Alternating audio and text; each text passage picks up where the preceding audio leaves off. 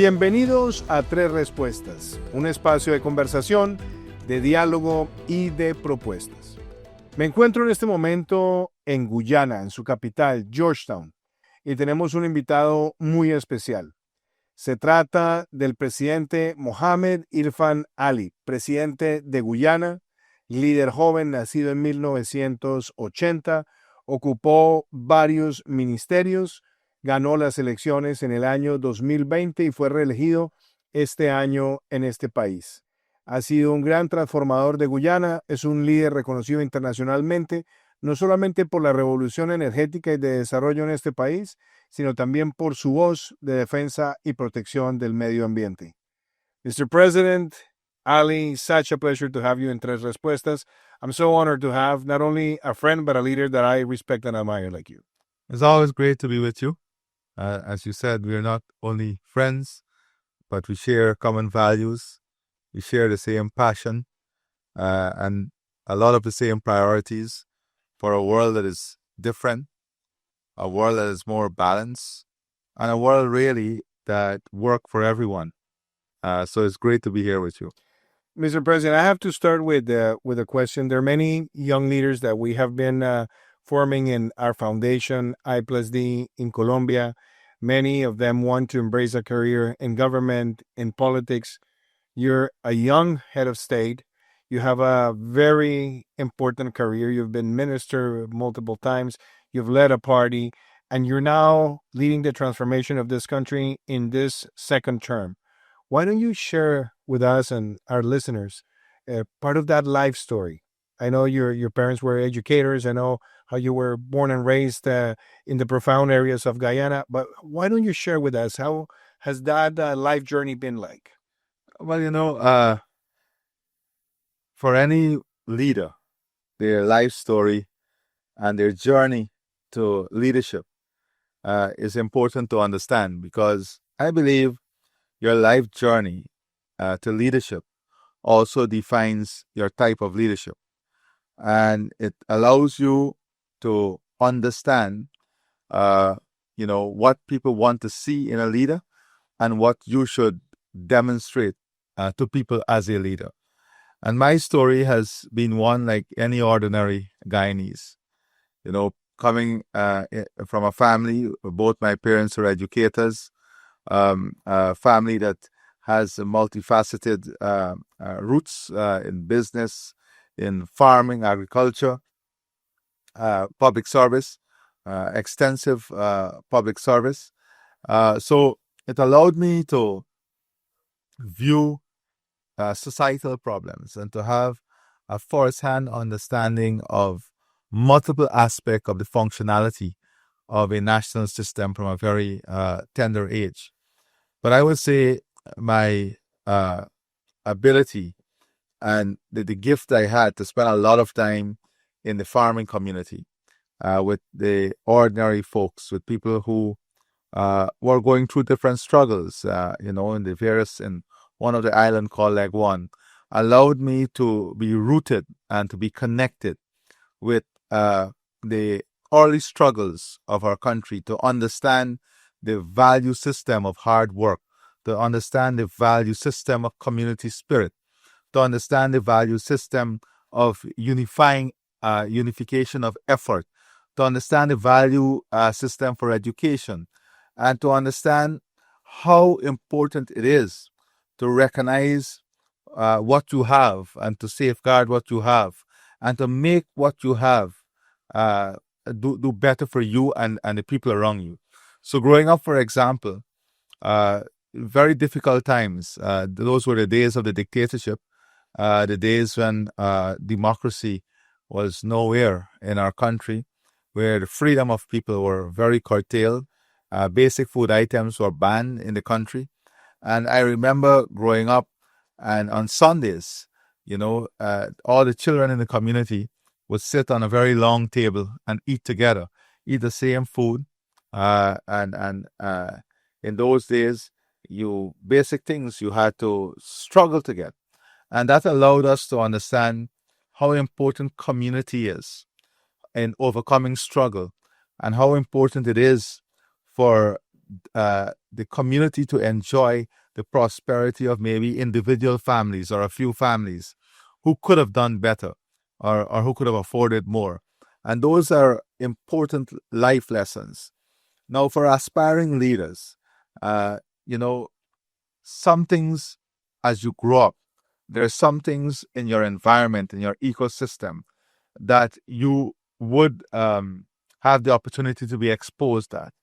And you may not see it at that moment, but these are things that help to shape and define you. Like from a very early age, because of my activism in the community and because of the environment in which I was being molded, a lot of my efforts were community oriented.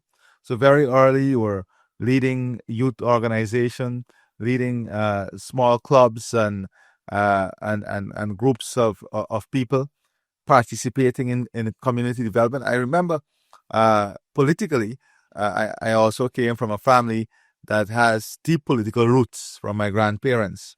My grandmother, Sakina Mohammed, and my parents. And from a very early age, being there, listening to the political discussion. And a lot of families, they will have social discussions. They will have political discussions. And you can basically identify within that family young children and youngsters who are drawn to those discussions. Some people would find it boring and go and just go and do other things. But I always found myself drawn to these discussions, these political discussions, these social discussions, listening to people speaking about their problems and the challenges. And from the age of 12, we are participating in political youth movement and are doing other small political work for the party, the People's Progressive Party Civic. So the system has changed a lot today. You know this, where people evolve into politics. That old generational form of growing into politics, growing through a political system, is not as rigid or as wide as it used to be. So you have in the modern day of politics a lot of young people evolving into political role or evolving from a technical capacity into political role and not coming through that molding period. And that has its own challenges, because when you evolve into public life, political life, sometimes you come with a different understanding of what political life is, of what policy, public policy is all about. And many people have the misconception that political life is the exercise of, and political leadership is the exercise of power. Yes, you have a lot of power and responsibility before you, but it's not the exercise of power. It is the utilization of this this power that is before you for something that is greater, and that is to form policies and programs and pursue ideas that will uplift people and bring people along. So I think growing up, the type of environment I was nurtured in with my grandparents, my parents, the exposure to the challenges of people, the deep political connection as a result of the political root of my family, all helped me to grow up in a political system that I would say allowed me to grow into different degrees of leadership. Outside of that, it is very important that your political leadership be backed with technical competence, especially in the world we live in today. There is the tendency to, have a differentiation between technical capacity, we call it bureaucracy sometimes, and the political leadership. But today's environment, because of the quick nature of the environment, because of the volatility of the environment, because of the competitive nature of the environment, political leaders today must be able to operate at a certain technical level and have that technical understanding as to how the system, the global system work, how the global system operate. Otherwise, you will be too reliant on the bureaucracy. And when you become too reliant on the bureaucracy, it can either slow your agenda down or bring it to a complete halt. So I think that modern day leaders need to understand that you have to be politically competent as at the same time technically capable. Ali, you have combined both elements in your life, and you've been a minister very young, and you obviously saw the evolution of Guyana. You saw a country where scarcity was present in everyday life, maybe when you were growing up. And then by the time you've been in office as a minister and you run for the presidency, there's this boom of energy resources coming to Guyana. And now the world looks at Guyana and knows this is the country with the highest per capita reserves of oil. And there's this desire, this eagerness of the people to see that boom transforming development, bringing new infrastructure and new elements for social life, but at the same time, creating a robust social safety net. And I must say, in the last 5 years, you've done a lot to deliver on those promises, but also to deliver on that motivation that you had when you enter office.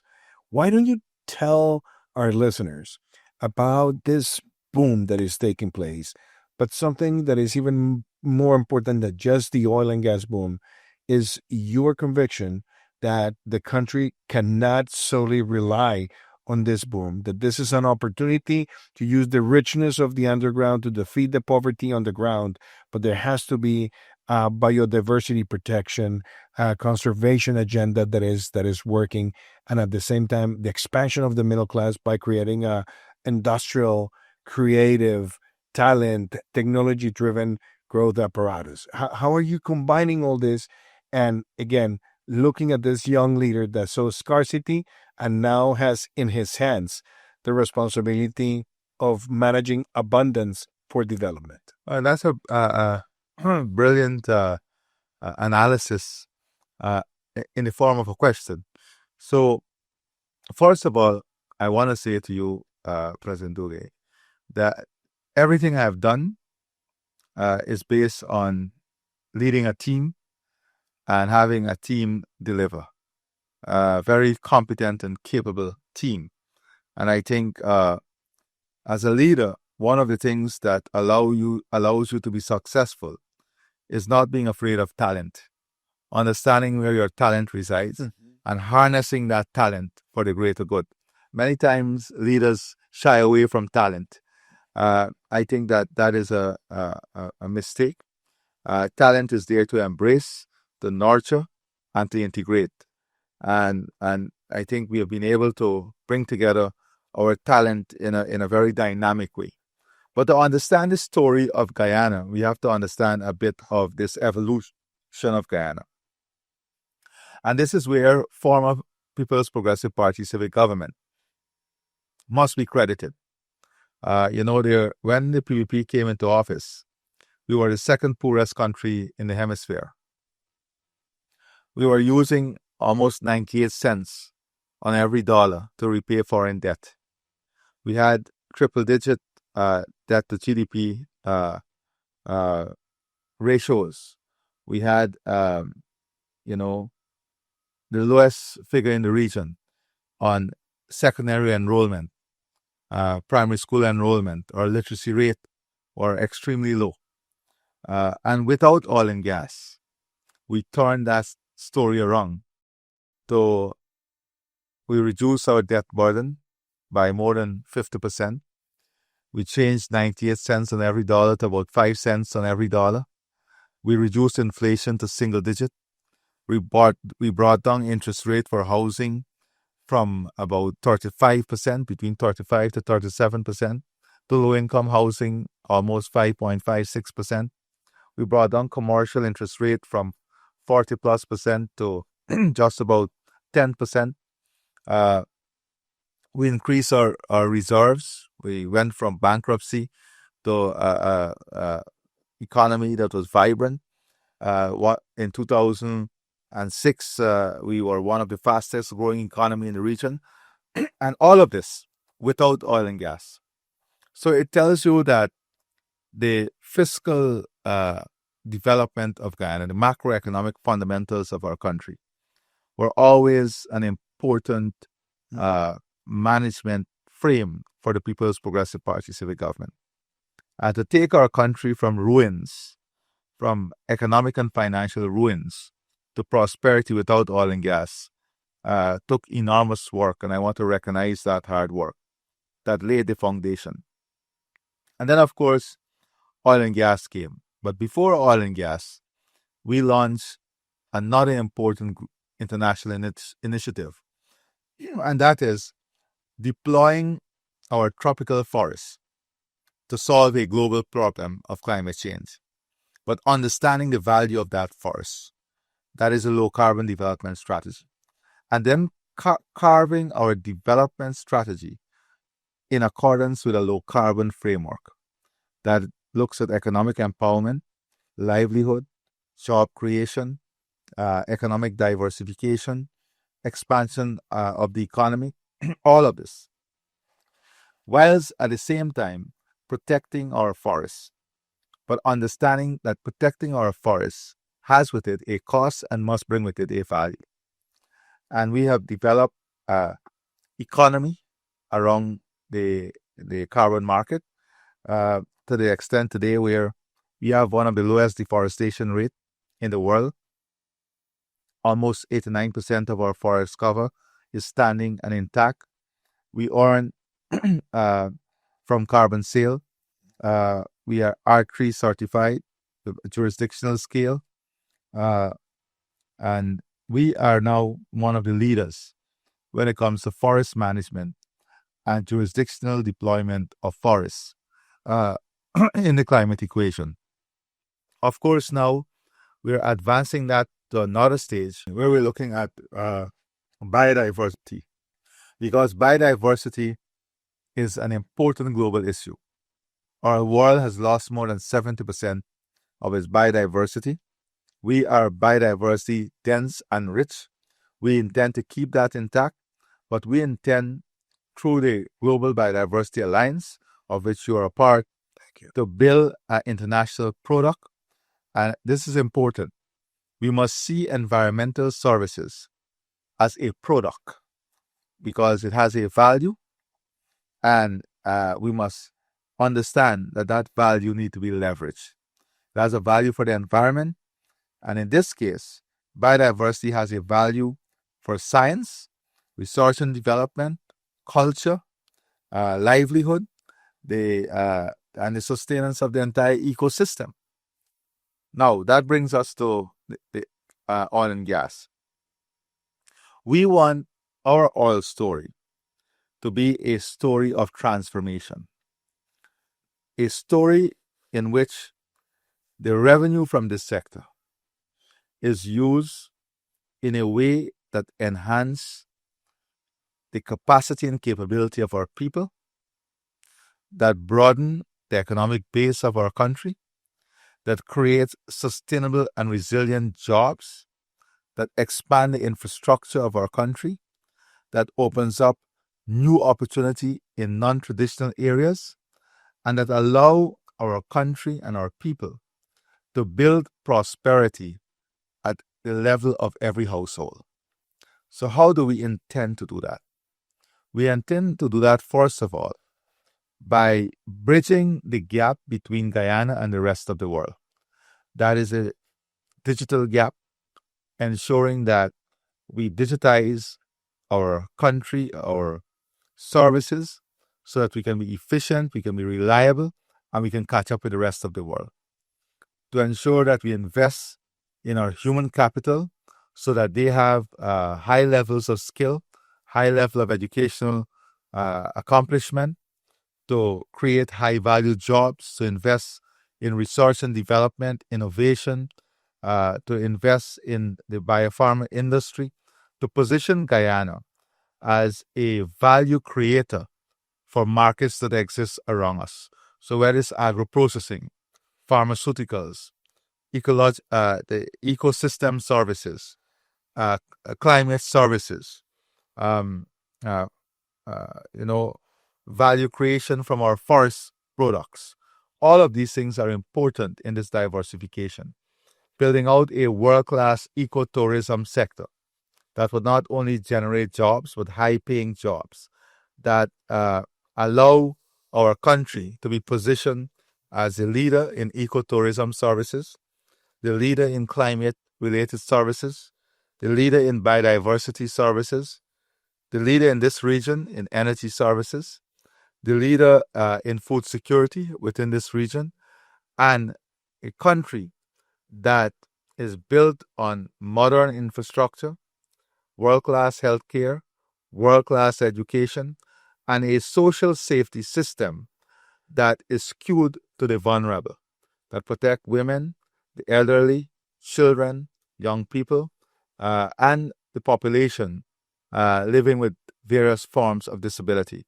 Not forgetting the importance of creating an ecosystem that would keep our animals safe and to drive a new culture within our country, and that is a culture that supports a national agenda of building upon a foundation of love, a foundation of unity, a foundation of prosperity, and a foundation of understanding that the wealth that is being created today must be converted into value by investing in our economy, investing in our people, investing in our infrastructure, and investing in building lasting global partnership and relationships. When I look at the story of Guyana, not only what you described, what came before, all the fiscal responsibility framework, the low carbon development strategy, it was visionary and it was also brave, because many of those decisions at the time had a lot of political cost, but that allowed the country to be motivated into the new stage of development. Now, you're also the biggest promoter of Guyana. You've won a lot of international respect. You're creating inspiration for leaders in the protection of the environment. But at the same time, you're bringing new topics. You're talking about the orange economy. You're talking about new technology hubs. You're thinking on Guyana to be a provider of food and energy for the whole Caribbean region. So if we analyze that, and we also try to uh, talk to our listeners about all you've done in order to bring the diaspora back to Guyana and to bring investors. And every time I come to the country, I see new developments. Mm-hmm. That takes me also to the question, Ali. If you were to convince the investors with the most important arguments of why Guyana must be in the radar, why investors must come here and participate in this development lab that is taking place, what would be those arguments? And how do you want Guyana to be perceived now in Latin America, in the Western Hemisphere, and in the rest of the world? Well, first of all, the best argument is to invite you to come and see and feel it for yourself. Because I believe when you have a practical experience of the environment, it's the greatest equalizer in having you understand.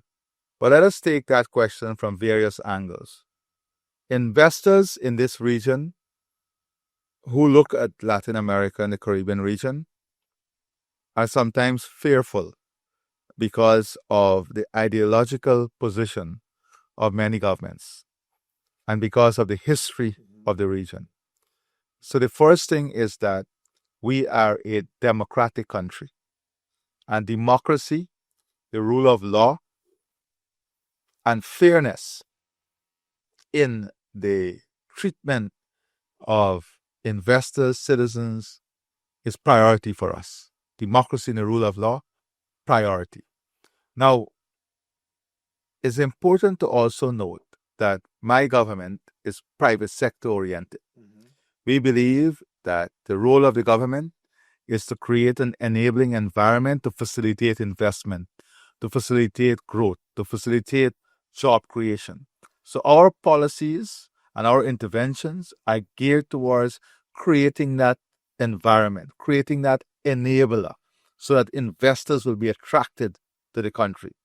The other one is that you're coming into a country that is not shy from making the investment in the infrastructure and building a type of strategic partnership and strategic relationship that would position us and position your product and your investment to reach a wider market and a wider audience. The other important aspect for foreign direct investment and investors is that we don't have discriminatory practices. That is, separate laws for local investors and international investors. You have one platform, one playing field.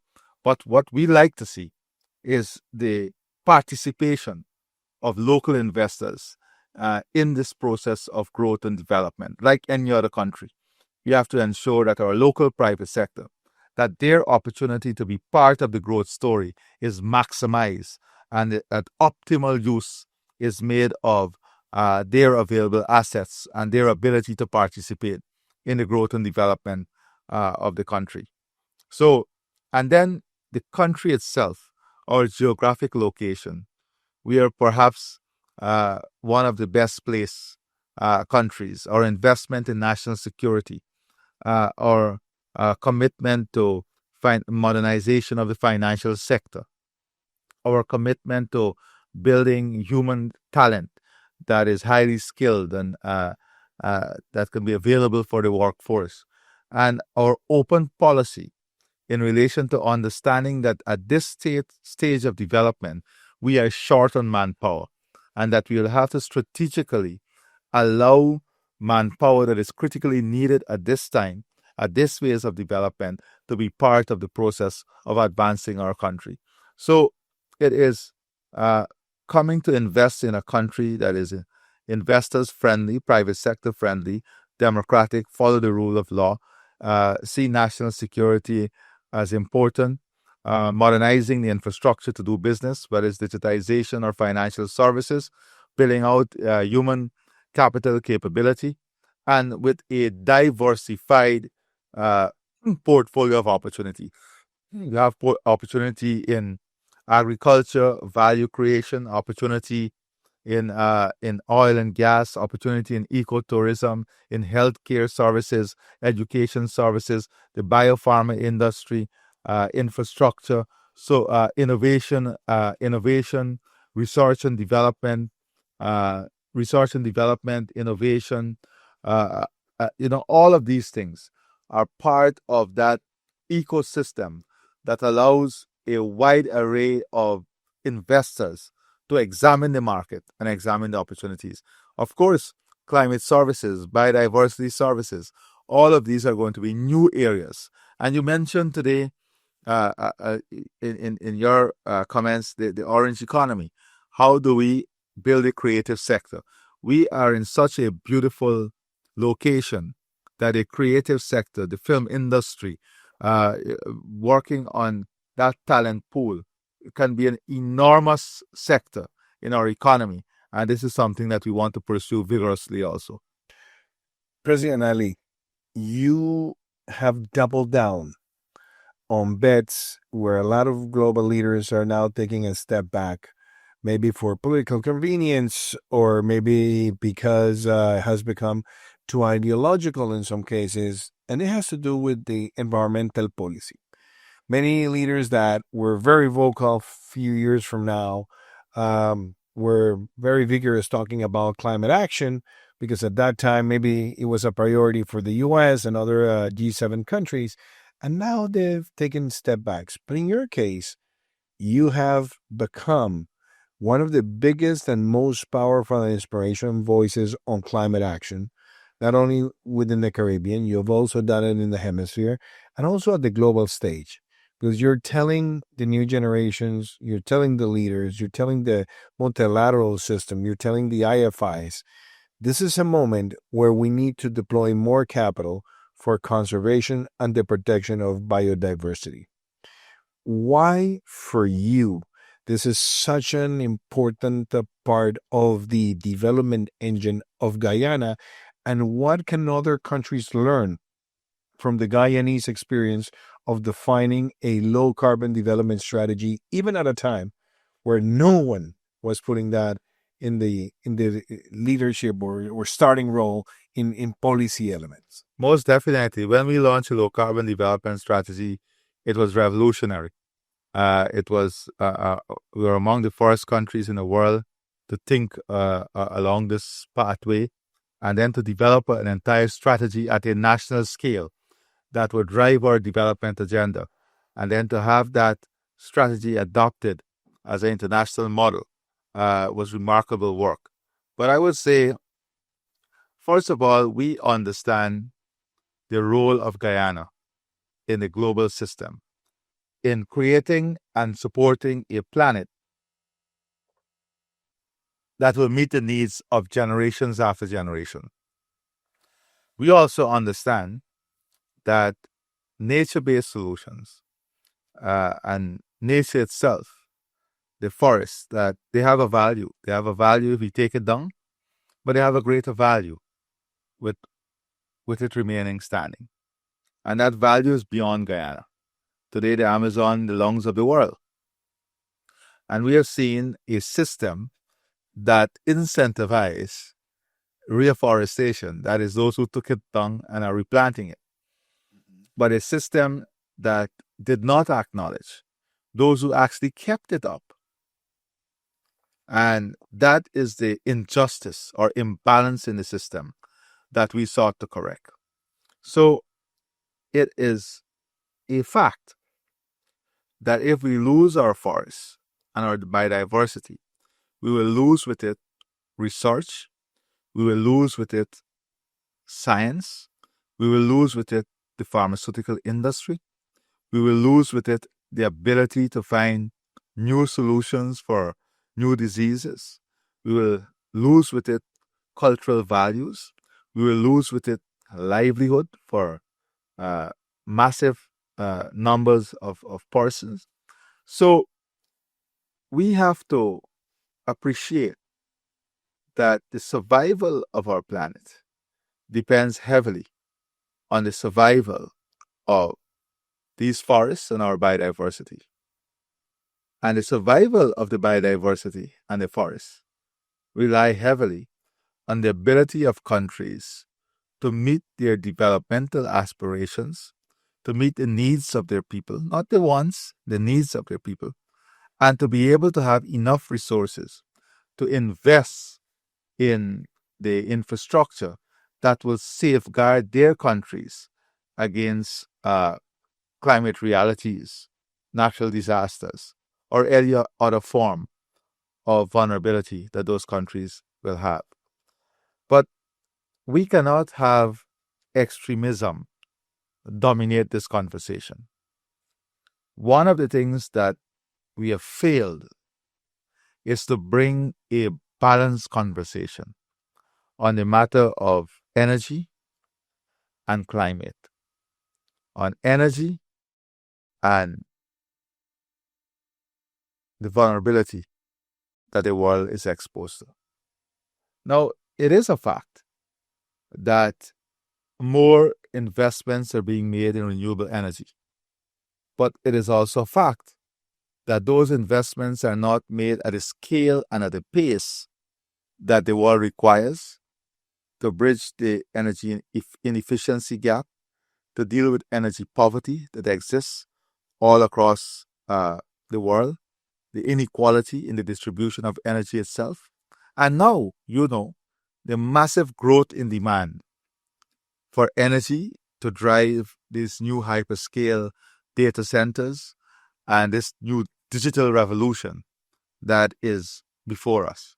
Massive quantum of energy is required.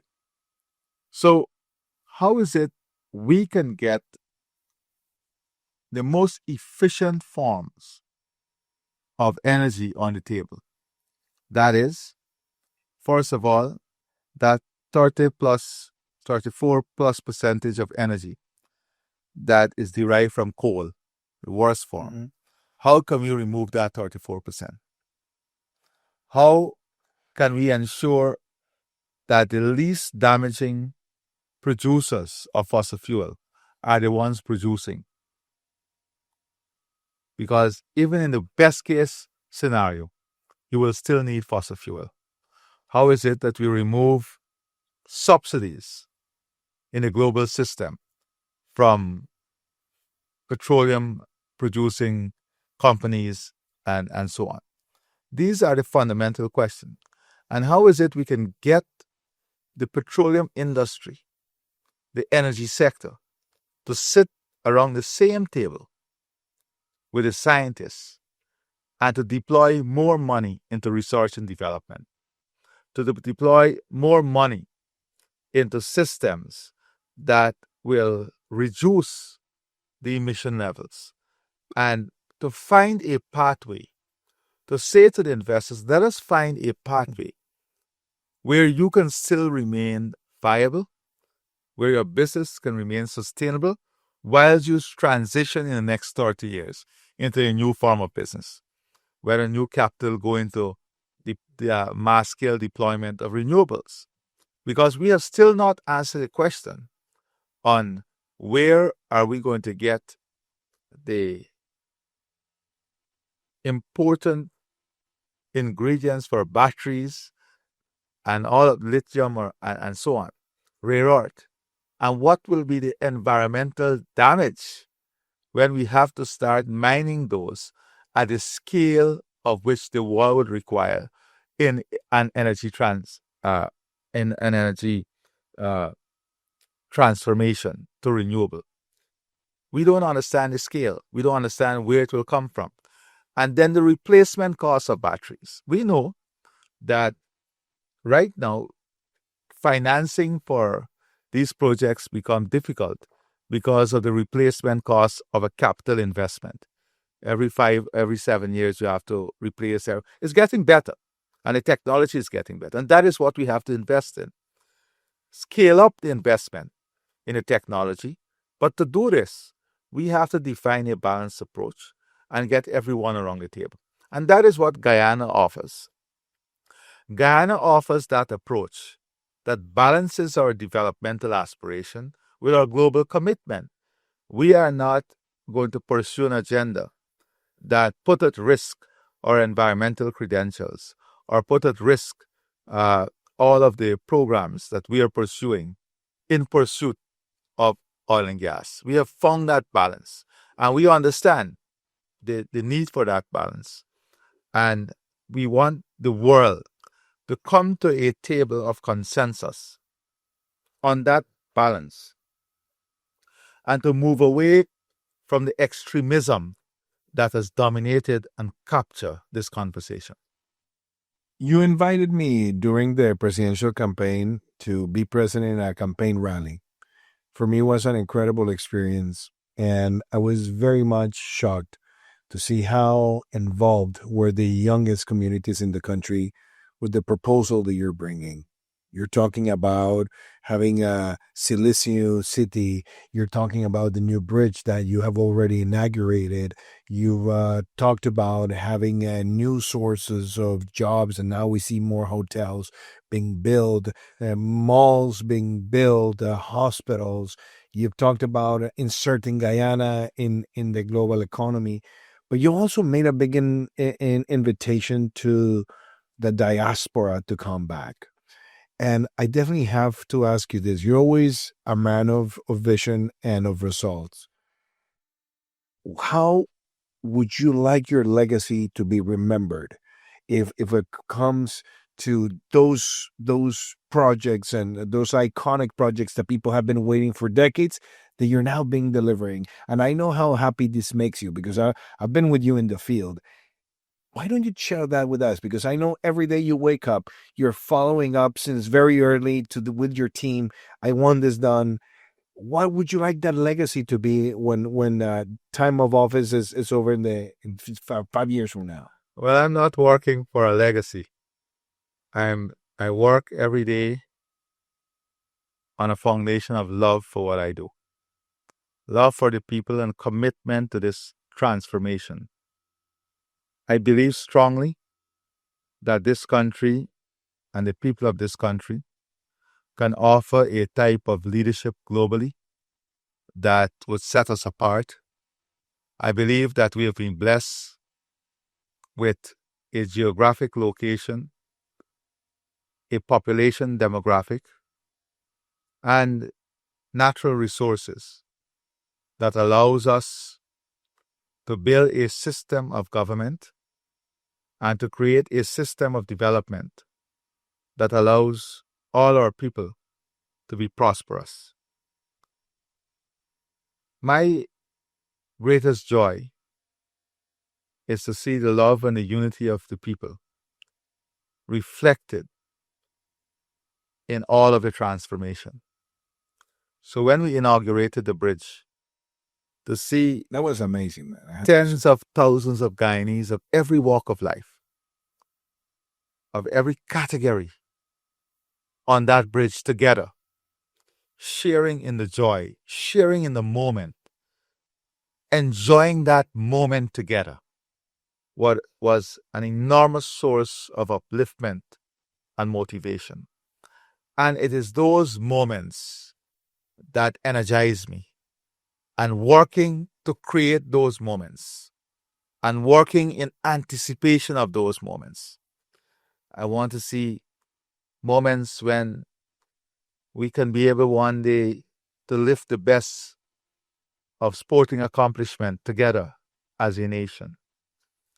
And being able to celebrate each other, celebrate accomplishment, whether small or big. When you go to some of the communities and they get lights for the first time, night lights in the sporting facility, the joy of seeing all their children and their families coming out in the night, and that community spirit brings me back to where I started, understanding the importance of community spirit, understanding the importance of sharing together and bringing people together.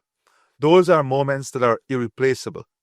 To see the joy on children's face when they get a new computer lab or a new school, to see families that could have never afforded to save their relatives who may need a cardiac surgery, to get that free of cost, to see every single woman having the opportunity to be tested for cervical cancer, and not only tested, to know that if they're tested positive, that the system is there to support them or to treat them, to be able to deliver a modern oncology center, a modern specialty hospital for women and children, to be able to deliver free education, to be able to one day, and we're working on this, to revitalize the sugar industry, the profitability, to be able to see our farmers not only experience the horror of bad crops and diseases and climate event, but to also experience the pride of technology and center of excellence and extension services, helping them to be more profitable, helping them to diversify the crop. Those are the things that brings enormous joy to me. And those are the things, those are the people's legacy that I would enjoy when I leave this office. President Ali, I know that in the history of Guyana, there's always presence of the legend of El Dorado. Many of the early settlers came here to this land seeking that treasury of El Dorado. And I wrote in an article that the real treasure of El Dorado is what we're witnessing now. A country that is full of motivation, joy, that is inspired, that it's bringing the diaspora back, that is also opening its territory for not only development, but tourism and business innovation, but also food security, energy security. And what will be your best way of telling the story for those who have never come to Guyana to understand that this is the time of El Dorado and that this is an opportunity they can't miss? That sounds like a good Netflix series, a real life Netflix series. to tell the story. But listen, there is no doubt that Guyana is the hottest destination for investment today. That we have a type of future that is not rested in only one sector. That we have a future in which our risk as a country can and will be mitigated because of the diversification, economic diversification that is taking place. We have a future that allows our citizens here in the diaspora and in the region, because we consider our brothers and sisters in the region a part of us, where they can enjoy a level of care in every social service, in the public infrastructure, that is second to none.